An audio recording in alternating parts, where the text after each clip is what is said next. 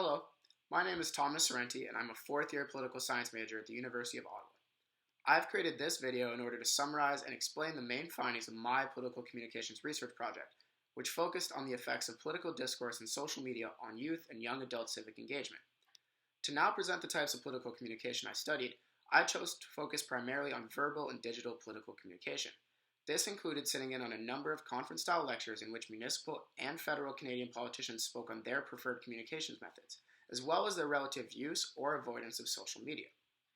For my research question, I chose to present it as the following.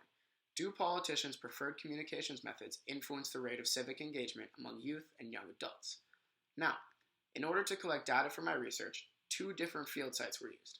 My research took place primarily in one location, being a large university lecture hall, which held rows of seats for students and had each guest speaker deliver their discourse in front of the lecture hall, with access to a podium, a microphone, as well as a projector. Aside from this location, I chose to attend the Ottawa Climate March on September 27th from Confederation Park to Parliament Hill, which gave a more open and grand setting for political speech and protest.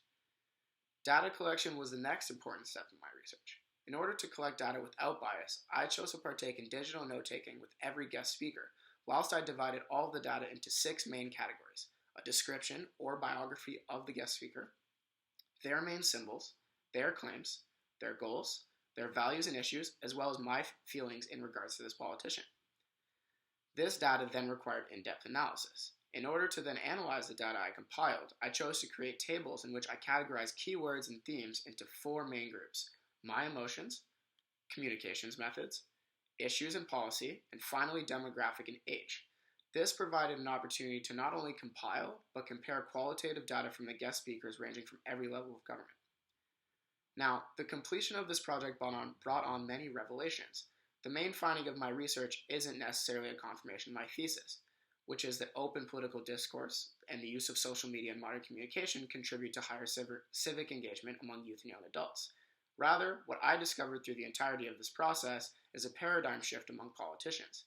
Younger, more local politicians seem to favor the importance of not only social media, but more broad civic engagement, especially the engagement of young adults and youth. Now, older, more experienced politicians often seem to prefer more traditional communications methods, including door-to-door campaigning and mailing flyers to their constituents. Another interesting find was the confirmation of the idea that higher-level politicians are in fact harder to reach, less available, and less engaged at the personal level. The data I collected confirms that often lower-level municipal politicians are much more engaged and concerned about problem-solving and actual solutions, which promotes more civic engagement than their colleagues at the federal level. In terms of my feelings, following the completion of this research project, they're broad to say the least.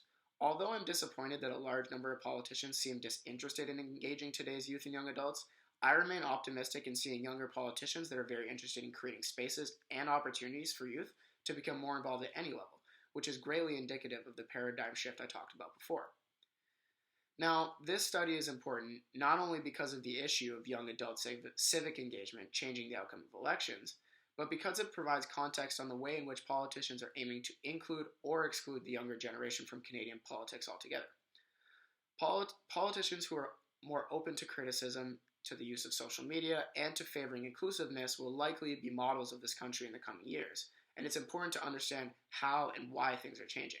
In this case, it's thanks to younger politicians entering the political sphere with new and open-minded perspectives on communication and civic engagement that youth and young adults are becoming more involved in politics. Thank you very much.